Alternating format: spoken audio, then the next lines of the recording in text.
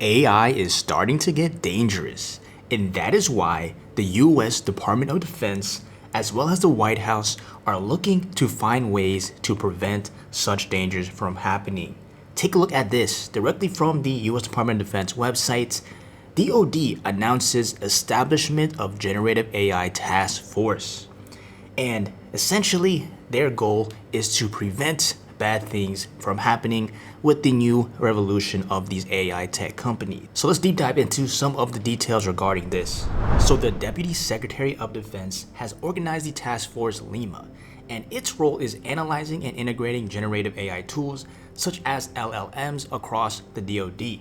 So here, the establishment of Task Force Lima underlines the DoD's unwavering commitment to leading the charge in innovation for AI. And the overall idea is to pretty much ensure national security and minimize risks, while also responsibly integrating these technologies into our modern world. Now, what are your thoughts? Do you think AI is dangerous? If so, feel free to comment below why you think it is, and if not, definitely share your thoughts as well. Now, obviously, this is related for the DoD, Department of Defense, and obviously there are some big military guys in command as well behind some of this, but there's still a huge threat in terms of what AI can actually do outside of simply military and governmental issues. For example, just the normal consumer just playing around with AI, and if it were to give you an incorrect response or something completely out of the blue that it should not be telling you, that is also of a major concern when that extrapolates over to millions of people, and then you get misinformation, incorrect data, and then the list goes on. Now, some quick fun facts. The Chief Digital Artificial Intelligence Office, short for CDAO, was operational starting of June 2022. So this was over a year ago, and looks like they are starting to ramp up their efforts and put in more force to ensure the safety of AI. Now, speaking of safety, let's take a look at another competition that they're hosting right now that is going to find the vulnerabilities in the current AI systems. So take a look at this. DARPA AI Cyber Challenge aims to secure a nation's most critical software. Now, DARPA, for short, Defense Advanced Research Projects Agency, is essentially a major company that is helping out with this new AI revolution. And the craziest part is people participating in this challenge have the potential to make millions of dollars. I'm not even joking. Take a look at this. So here is their infographic explaining the details. So starting from the left, announcing this on August 2023, and essentially the top 20 teams advanced over to the semifinals. And take a look at this. Up pretty much 1 year until August 2024, the top 5 teams will make $2 million each. $2 million. So that is already $10 million in the pot just for that.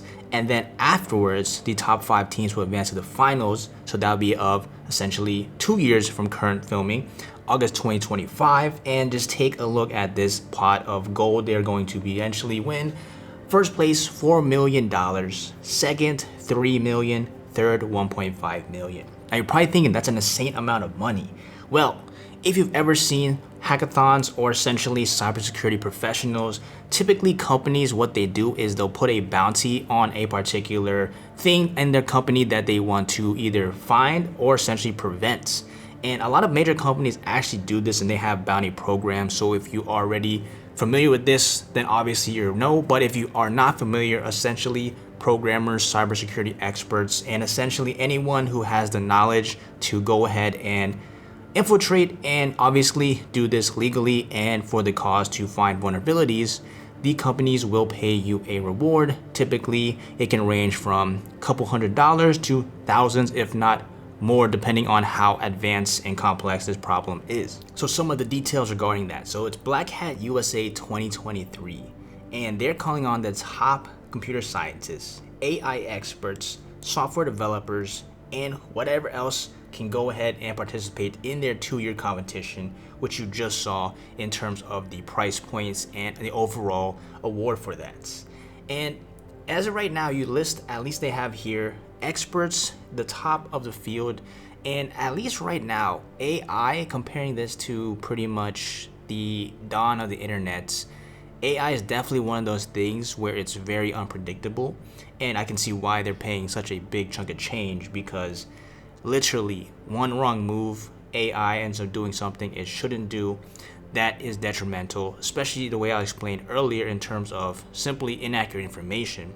Next thing you know, it's the levels AI could actually evolve into that we can't even comprehend, potentially AGI, human-like intelligence. At that point, that is not something you want to be dealing with. And especially thinking about AI in general, for example, robotics is typically programmed where it has set tasks to do. And if you've all watched the Hollywood movies, you know eventually some of these robots go rogue. And so far, at least currently as of to date, we're not at that point. But you don't want to wake up one day going shopping at the grocery store and that little friendly robot that maybe is helping you find food to shop for starts acting crazy. You do not want that to happen. So here's some more details regarding the track. So if you remember, there was the open track and the funded track, and essentially they are the differences we can see here. And for the actual ones for funded track competitors, they'll be selected from proposals submitted to the Small Business Innovation Research Solicitation. And it's cool is that 7 small businesses will receive funding to participate. And as far as the open track, that's where you register with DARPA via the competition website and proceed without DARPA funding. Now, what does it mean by funding? In terms of the details, they don't specify, but I'm sure if you are a small business that wants to participate and you might need some sort of financial help, then I'm sure this could give some insights on that. And some more details, the Open Source Security Foundation, OpenSSF for short, which is a Linux Foundation project, they will serve as the challenge advisor to guide the teams in creating the AI systems that could detect these cybersecurity issues. And also, for the actual AIXCC competitions, they'll be held at DEF CON with the additional events at Black Hat USA. And these are all both internationally recognized cybersecurity conferences that tens of thousands of experts and everyone who's interested in this gather around when the events occur. And in case you actually want to attend this, so right now the semi-final competition and final competition will be held at DEF CON in Vegas in 2024 and 2025.